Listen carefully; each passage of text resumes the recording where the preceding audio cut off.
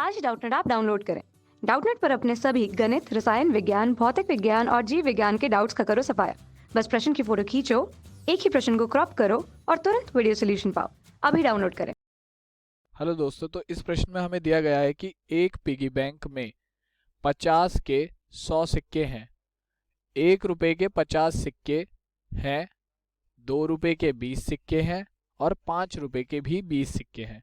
यदि piggy bank को हिलाकर उल्टा करने पर कोई एक सिक्का गिरने की परिणाम समप्रायिक हैं, तो इसकी क्या प्रायिकता है कि गिरा हुआ सिक्का 50 का होगा। पहले भाग में पूछा है कि 50 पैसे का होगा और दूसरे भाग में पूछा है कि गिरा हुआ सिक्का जो है वो 5 रुपए का नहीं होगा। ठीक है ना। तो ये जरूरी बात है कि वो सिक्का जो है वो 50 रुपए का नहीं। तो इसे हल करने के लिए हम सबसे पहले लिख लेते हैं कुल सिक्के। कुल सिक्के हम देखते हैं कुल सिक्के कितने हैं हमारे पास। 50 पैसे के कितने सिक्के हैं? 100 सिक्के हैं। प्लस 1 रुपए के कितने सिक्के हैं? 50 सिक्के हैं। प्लस 2 रुपए के कितने सिक्के हैं? 20 सिक्के हैं। और ऐसे ही 5 रुपए के कितने सिक्के हैं? 20 सिक्के हैं। तो गुल्लक में कुल सिक्कों की संख्या कितनी हो गई हमारी? 150, 170 और 190। तो 190 सिक्के हमारी गुल्लक में कुल हैं। ठीक है ना। तो अब हमें बताना है, पहला भाग जो है उसमें हमें बताना है कि जो गिरा हुआ सिक्का है वो 50 पैसे का होगा। तो चलिए इसे हल करते हैं पहले भाग को। पहले भाग में हमसे पूछा है, तो पहले भाग को हल करने के लिए हम लिखते हैं पिगी बैंक, जिसे हम हिंदी में गुल्लक कहते हैं, पिगी बैंक में 50 पैसे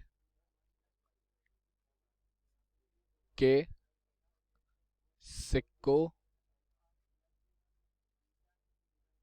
की संख्या तो कितनी है? 50 पैसों के सिक्कों की संख्या है हमारे पास कितनी? 100। ठीक है। तो अब इन्होंने हमसे पूछा है कि इसकी क्या प्रायिकता होगी कि गिरा हुआ सिक्का 50 पैसे का हो। तो गिरे हुए सिक्के की 50 पैसे का होने की प्रायिकता,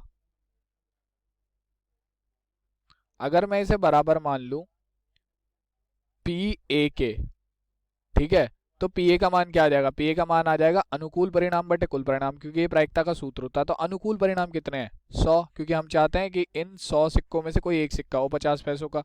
तो अनुकूल परिणाम हो गए 100 और कुल परिणाम हमारे कितने हैं? कुल परिणाम है हमारे 190, क्योंकि कुल 190 सिक्के हैं। तो पी ए का मान यहाँ से क्या आ जाएगा? पी ए का मान आ जाएगा, पी ए बराबर हो जाएगा यहाँ से 10/19। ठीक है। और यही हमारे पहले भाग का उत्तर हो जाएगा कि जो हमारा कोई सिक्का गिरता है तो वो 50 पैसे का होगा, इसकी प्रायिकता होगी 10/19। ठीक है। अब दूसरे भाग में हमसे पूछा गया है कि 5 रुपए का सिक्का ना हो, तो इसके लिए हम क्या करेंगे? तो इसके लिए हम क्या करेंगे, दूसरे भाग को हल करने के लिए हम लिखते हैं यहाँ पर, दूसरे भाग में हमें दिया हुआ है तो हम यहाँ पर लिखेंगे पिगी बैंक में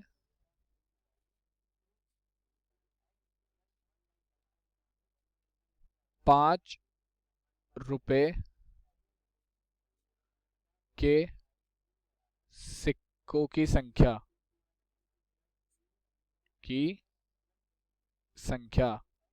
बराबर कितनी दी गई है हमें? तो हमें दी गई है वो 20। तो हमसे पूछा है कि जो सिक्का गिरा है वो 5 रुपए का ना हो, इसकी क्या प्रायिकता होगी? तो इसके हमारे पास दो तरीके हैं। या तो हम पहले निकाल लें कि 5 रुपए का सिक्का गिरने की प्रायिकता क्या होगी और उसे फिर एक में से घटा दें। ठीक है। तो उससे भी हमारी आ जाएगी कि 5 रुपए का सिक्का ना गिरे, इसकी क्या प्रायिकता होगी। और दूसरा है कि हमारे जो बाकी सभी सिक्के हैं ₹5 के सिक्के को छोड़कर हम उन्हें जोड़ लें और उनके गिरने की प्रायिकता निकाल लें, तो भी यही मतलब होगा कि हमारा ₹5 का सिक्का नहीं गिरेगा। तो हम करते हैं इसे। तो ₹5 का सिक्का गिरने की प्रायिकता, अगर मैं इसे मान लूं पीबी, तो पीबी का मान क्या आ जाएगा? पीबी का मान आ जाएगा अनुकूल परिणाम बटे कुल परिणाम। अनुकूल परिणाम है 20, हम निकाल रहे हैं ₹5 का सिक्का गिरने की अभी प्रायिकता। तो 20 में से अगर कोई सा भी सिक्का गिरता है ₹5 का तो हमारे लिए सही है, तो ये आ जाएगा 190। कुल परिणाम हमारे 190 हैं, तो ये आप पीबी का मान यहाँ से आ जाएगा, पीबी बराबर हो गया यहाँ से 2/19। अब प्रश्न में हमसे पूछा गया था कि ₹5 का सिक्का ना गिरने की कितनी प्रायिकता होगी, तो ये निकालते हैं। चलिए, ₹5 का सिक्का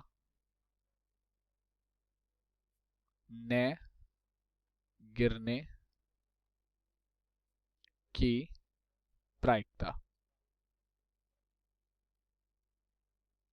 बराबर, गिरने की प्रायिकता क्या है? पीबी, तो ना गिरने की क्या हो जाएगी? PB dash.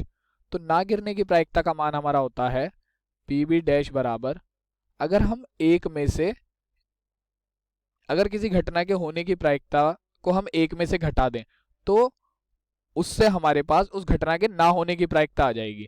तो हम यहाँ पर अगर सिक्के के गिरने की प्रायिकता को एक में से घटा दें, यानी कि पीबी को एक में से घटा दें, तो हमारे पास सिक्के के ना गिरने की प्रायिकता आ जाएगी, यानी कि पीबी डैश आ जाएगा। तो पीबी डैश का मान हो जाएगा यहाँ पर, पीबी डैश बराबर हो जाएगा 1 - 2/19। ठीक है, तो इसे जब हम हल करेंगे तो ये हो जाएगा पीबी डैश बराबर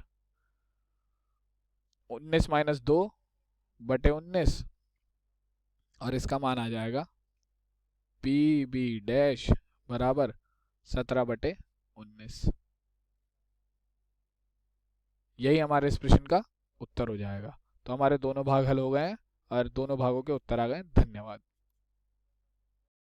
कक्षा 6ठी से 12वीं से लेकर नीट, IIT, JEE वो एडवांस के लेवल तक 1 करोड़ से ज्यादा छात्रों का भरोसा। आज ही डाउनलोड करें डाउटनेट ऐप या व्हाट्सएप करें अपने सारे डाउट्स 8400 400 400 पर।